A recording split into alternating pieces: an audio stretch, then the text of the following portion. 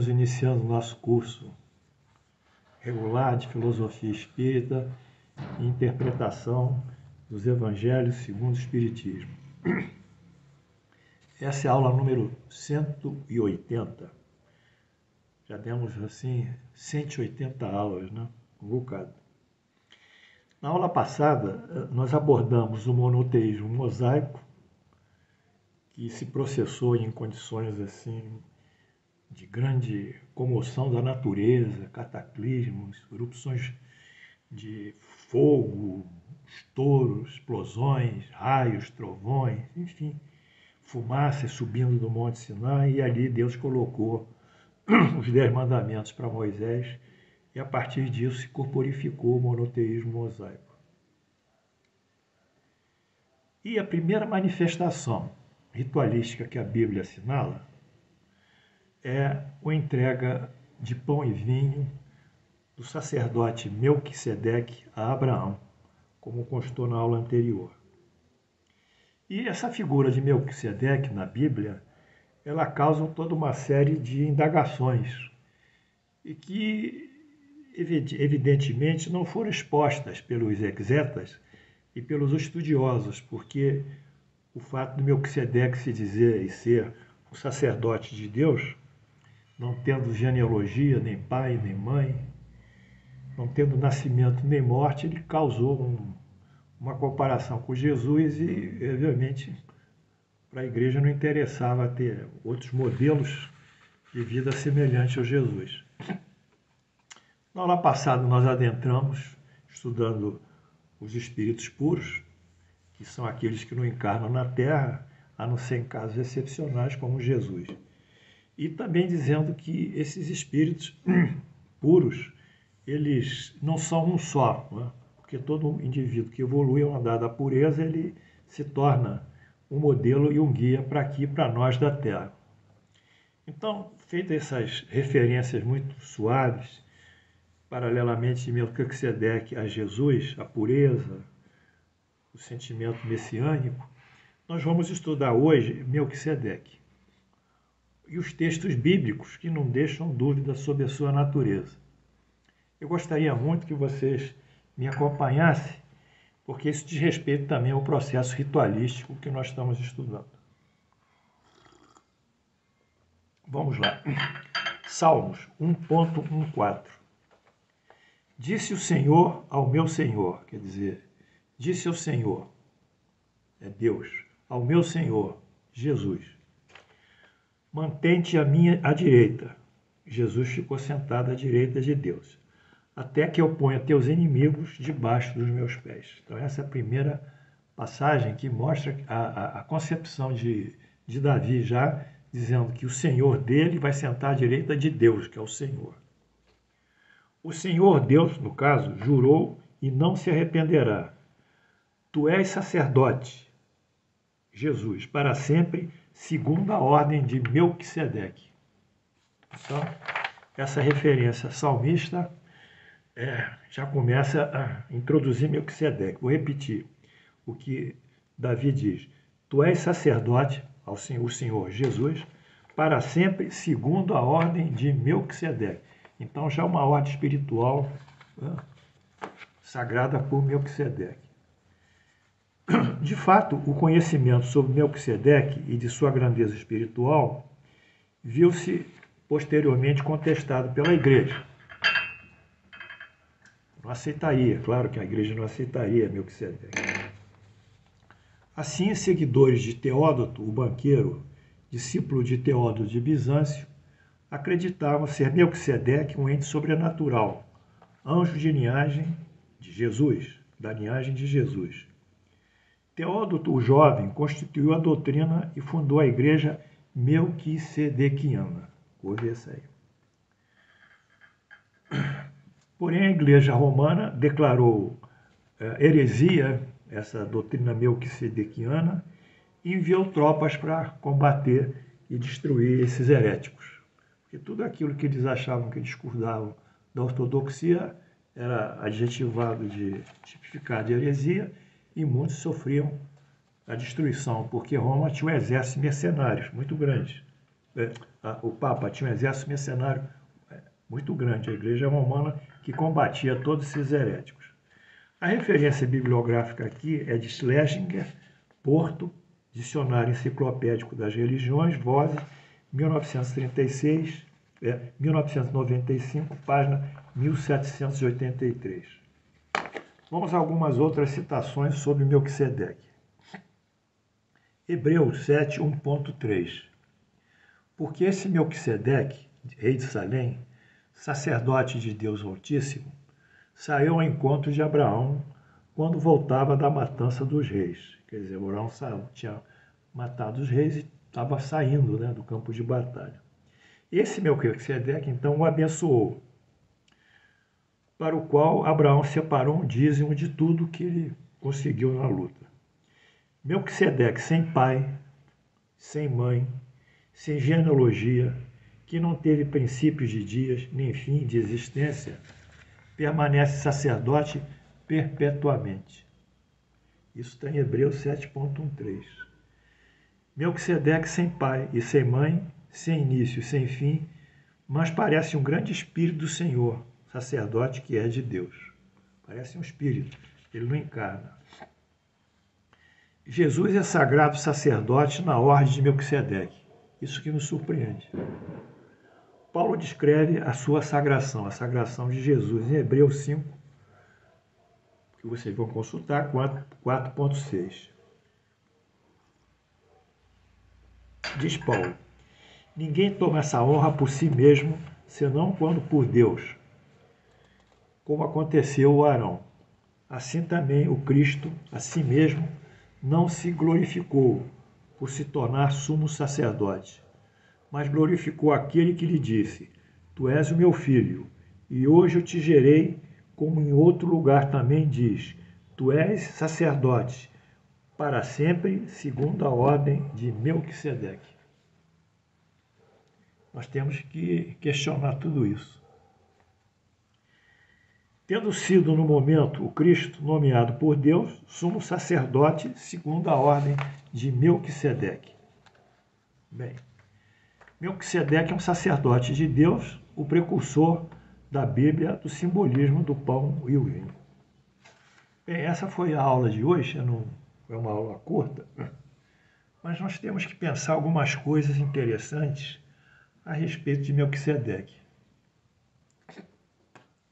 Meus alunos amados, todas essas referências, esses fatos estão contidos na Bíblia.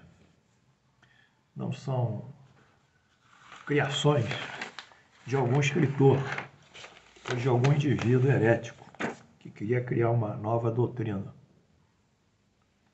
Elas estão consubstanciadas em 3 passagens importantes: no livro A Gênese, no Salmos do Davi e na Epístola de Paulo aos Hebreus. Se nós fizermos aqui uma pequena reflexão, nós diríamos o seguinte: Allan Kardec, no livro Evangelho segundo o Espiritismo, ele diz que o homem, a criação do homem é o princípio inteligente. O homem é dotado de razão, de inteligência. Essa é a criação mais sublime e a excelência da criação de Deus. Todos os seres, como ele chama, dotados de razão e inteligência, pertencem à raça humana, aos homens. Mas Allan Kardec diz nesse trecho do Evangelho que esses seres dotados de razão necessariamente não habitarão só a Terra. Habitarão outros sistemas planetários ou outros espaços do cosmos. Ele fala isso a respeito daquela clássica passagem de Jesus que diz que na casa do meu pai há muitas moradas. Quer dizer, ele mostra que o universo ele tem diversos sistemas habitáveis, que são as moradas. A gente só pode morar num lugar que é habitável. Então, há muitos sistemas, ou planetas, ou astros habitáveis.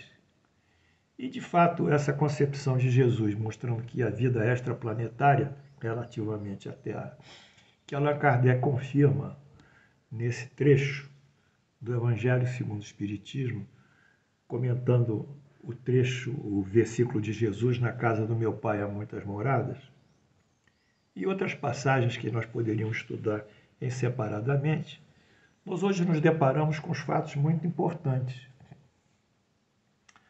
Os grandes países que têm sistemas de segurança espacial, como Israel, como os Estados Unidos, ou como outros, eles detectaram já a existência dos discos voadores. Eu não estou falando isso como um apaixonado, como um supersticioso, como um místico. Há fatos. Vocês podem entrar aí no Google e pegar diversos depoimentos. Um deles mais recentes, que me tocou muito, foi do antigo chefe de serviço de segurança espacial do Ministério de Defesa de Israel. Esqueci o nome dele. Ele já está com 70 e poucos anos. Ele fez um depoimento. Durante muito tempo, o meu serviço de segurança detectou a existência de discos voadores. Já há até um entendimento com eles, segundo esse senhor, esse militar. Mas nunca me foi permitido falar isso, porque a humanidade não está preparada para receber esses discos. Como é que ela vai reagir se ela nem consegue conviver com o seu próprio vizinho aqui do lado? Vive em atrito, vive em conflito, uns hostilizando os outros, em meio a um sistema compulsório de ódio, de sentimentos de animosidade, de ressentimentos e atritos de toda espécie, conflitos. Então, se o homem já não consegue viver com o próximo pacificamente, muitas vezes não consegue viver consigo sozinho pacificamente, está cheio de angústia, ansiedade, conflitos, insegurança. Então, vamos trazer alguma coisa nova, um fato novo, em que nós veremos então seres extraplanetários inteligentes, muitos séculos, sei lá, muitos anos, milhares de anos talvez, mais avançados do que nós. Como é que nós vamos reagir? Vai ser uma situação de calamidade e de comoção emocional. As pessoas vão ficar assustadíssimas. Mas a religião que nós temos, e todas as religiões, elas estão circunscritas ao planeta Terra. Todos os líderes religiosos, eles lideram a parte espiritual do planeta Terra. Não me dizem que esse mesmo líder estão liderando outros planetas. Mesmo porque a Terra é um planeta ainda, na escala evolutiva dos diversos planetas, é um planeta ainda muito pouco evoluído, porque aqui o mal ainda prevalece sobre o bem. É um planeta de sofrimentos, de dores, por causa da prevalência do mal moral. Ela está querendo sair um pouquinho desse mal moral e colocar mais bem nessa proporção aí, de modo que o bem começa a superar o mal moral, mas isso ainda vai demorar. Quando esse bem, o número de habitantes praticarem mais o bem do que o mal, nós entraremos num planeta de regeneração, que terá uma expectativa melhor. Mas a circunstância da Terra é essa.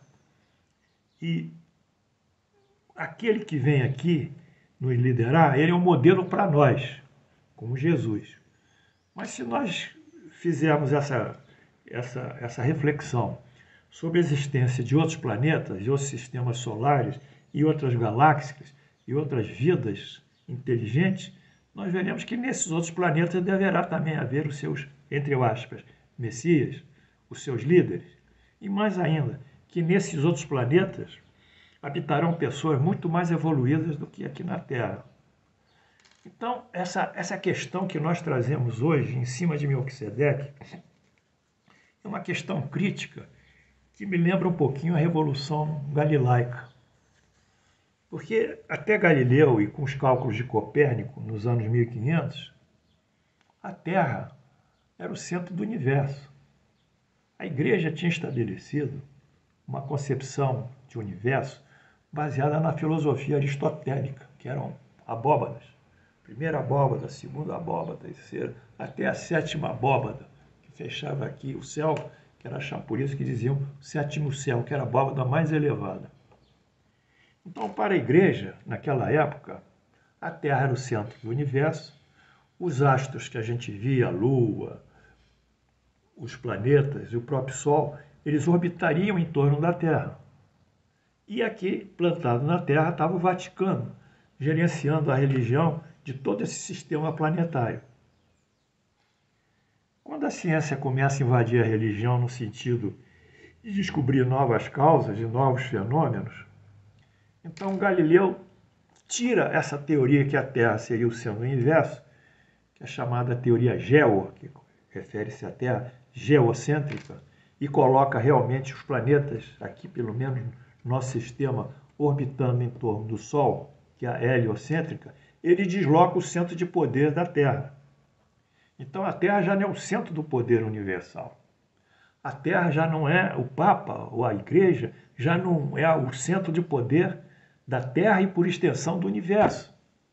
Tira o poder. A Igreja se voltou contra Galileu. Taxou de anatemizador, taxou de herético, ameaçou queimá-lo na fogueira. E ele, já velhinho, ficou em prisão domiciliar.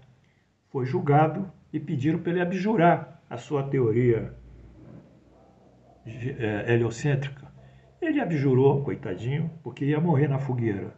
Mas no final ele silencia e diz uma frase muito marcante. E quod move, e por move, o quod move, e no entanto se movimenta. Bem, esse fato, essa invasão da ciência a concepções da ortodoxia da Igreja foi levando mais à frente e se progrediu com a revolução do racional, que era a razão sobrelevando as concepções místicas. Mas tudo isso eu estou falando a partir de Melquisedeque. Assim como Galileu fez essa reforma, assim o mundo vai ter uma visão que ele não é o único planeta habitável na Terra.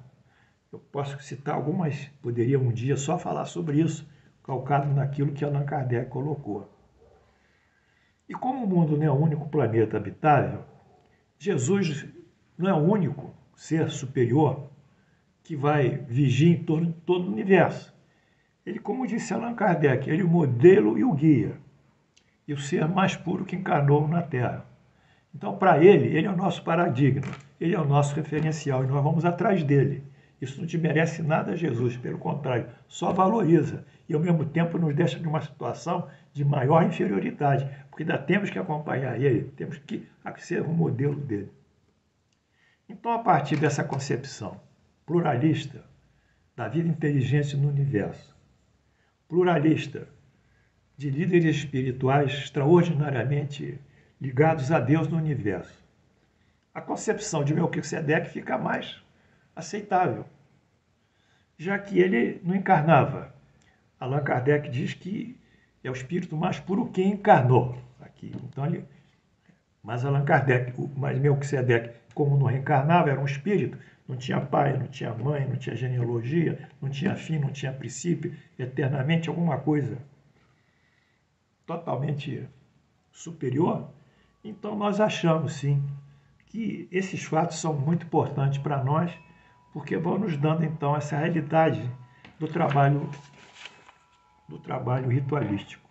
Porque, para finalizar aqui essa nossa aula, talvez até uma conversa amiga, amorosa, né, de um professor com os alunos, professor que não gosta de falar difícil, não gosta de mostrar que sabe, que é superior, não impõe, não bota a voz imposta aqui, bol, falar aquelas coisas com a boca cheia, com gestos, nada, somos amigos, eu e você somos amigos. Se vocês pudessem vir aqui na minha casa, a gente ia conversar muito, tomar um cafezinho, comer um pão de queijo, íamos nos divertir. Mas somos amigos, é isso que funciona, e somos irmãos na criação. Não importa quem são vocês, não importa gênero, não importa etnia, não importa nada, somos todos iguais. Eu amo todos vocês, como expressão da vontade de Deus. E a partir disso, então, nós vamos fechar com o nosso ritual. Então, Melquisedeque, ele coloca esse ser superior, ele coloca o pão e o vinho, que é o ritual mais bonito que nós possamos ter. Como nós dissemos na aula anterior, o pão é a expressão do trigo, É a mãe natureza que nos traz esse trigo. Ela nos abraça. É a expressão feminina de Deus, porque eu disse na aula que Deus não é masculino nem feminino. Ele age às vezes como masculino e às vezes como feminino. Aqui a natureza é feminina.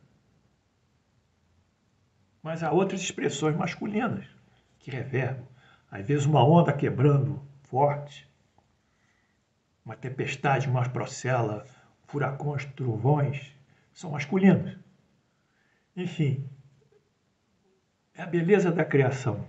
Tudo é igual no final, tudo volta para Deus. Então esse ritual aqui do pão, que é o trigo, e do vinho que vem da vinha, das uvas, o pão simbolizando o corpo e o vinho simbolizando o espírito, a união corpo-espírito, é a grande síntese da nossa existência na Terra. Eu agradeço muito a vocês terem me ouvido hoje. Eu agradeço muito a Melquisedeque ter dado essa oportunidade, meus bons amigos espirituais, de falar sobre esse sacerdote de Deus, que foi o precursor do simbolismo do pão e o vinho, do ritual, e de falar sobretudo também de Jesus, que é o nosso mais próximo espírito de luz, espírito superior. E na próxima aula nós iremos falar então sobre o simbolismo maior do pão e vinho na história da humanidade.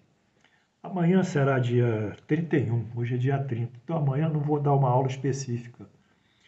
Eu vou falar sobre a passagem de ano, o que nós podemos falar sobre mais um ano que se vai, que se foi e mais um ano que chega.